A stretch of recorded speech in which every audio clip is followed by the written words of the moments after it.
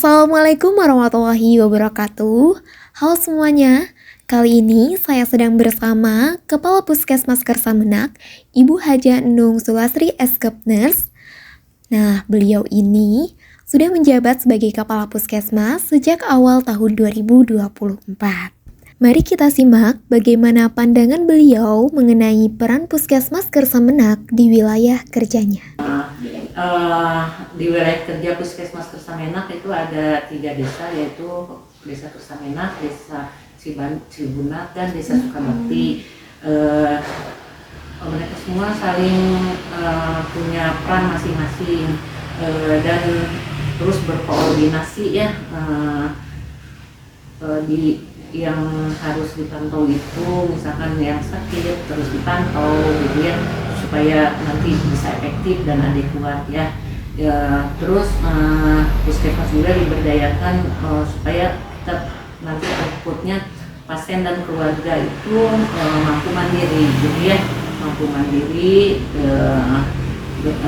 bisa mengatasi penyakit dan mencegah penyakit, misalnya dengan adanya kunjungan rumah oleh kader-kader dan oleh bidan-bidan desa ya.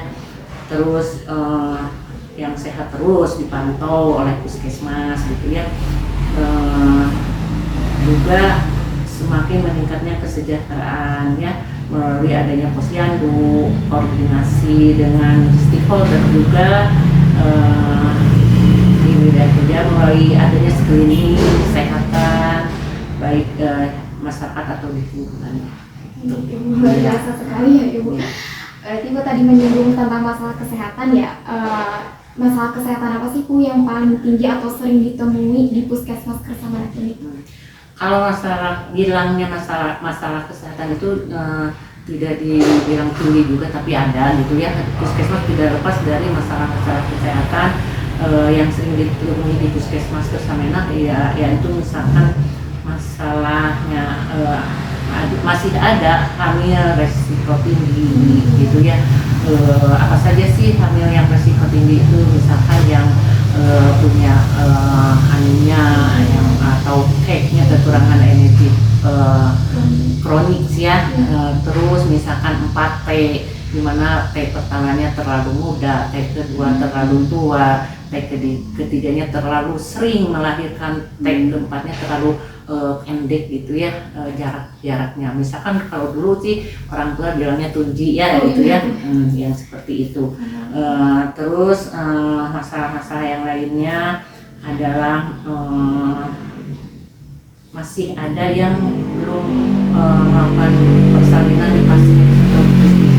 Misalnya masih ada haji di wilayah kerja Puskesmas Kersamenak itu masih ada haji ya. Terus masih ada balita yang timbangannya tidak naik juga.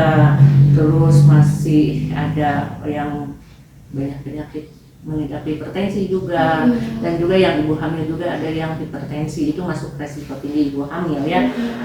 Terus masih ada generasi licin gitu ya.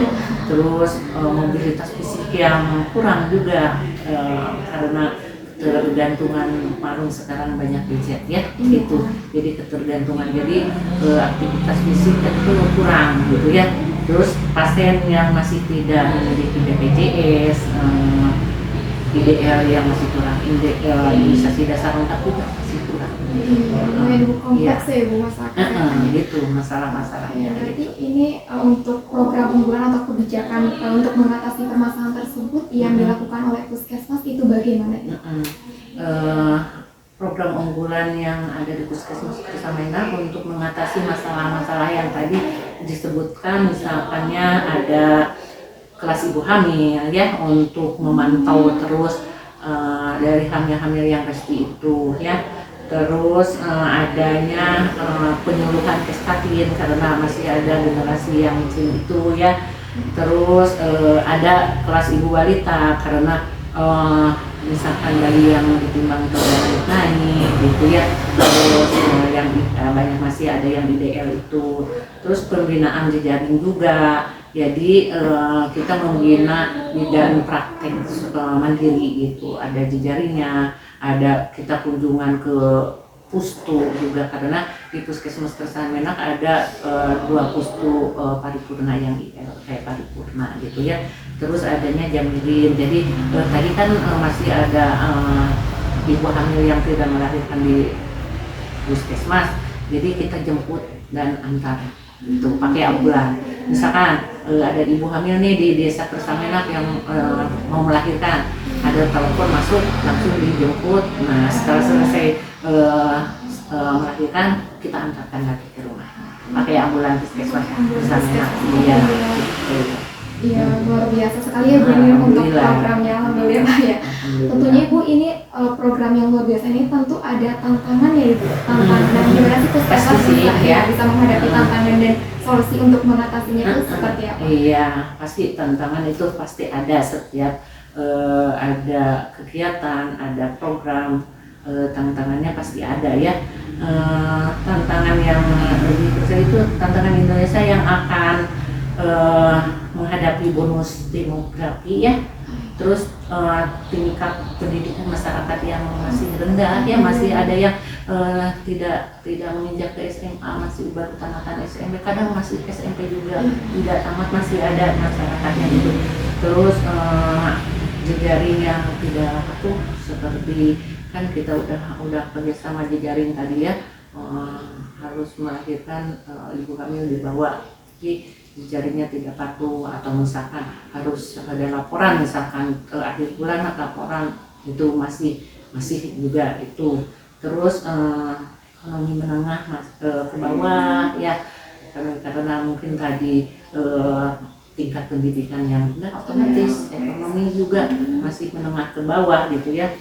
Terus masih adanya pembagian bantuan tidak merata gitu ya, data yang timpang di antara instansi, misalkan kan di Forkopimda itu ada PT gitu ya, dari Dinas Pendidikan data sekian, kalau dari Puskesmas data sekian, juga dari BKKBN untuk data KB sekian, misalkan akseptor sekian, itu selalu timpang gitu ya kalau data-data.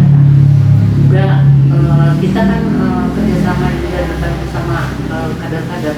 Nah masih ada kader yang gegap teknologi gitu, karena mungkin kader-kadernya yang sudah sepuh gitu ya, kan sekarang semua sistem sudah aplikasi gitu ya, itu tantangannya. Iya, luar biasa sekali ya Bu ini. Mungkin itu saja Ibu mungkin ya untuk pertanyaannya. Terima kasih Ibunya atas jawabannya yang luar biasa. Mungkin teman-teman cukup sekian untuk wawancara kali ini. Saya tutup. Wassalamualaikum warahmatullahi wabarakatuh. Waalaikumsalam warahmatullahi wabarakatuh. Terima kasih Ibu. Ya, sama-sama.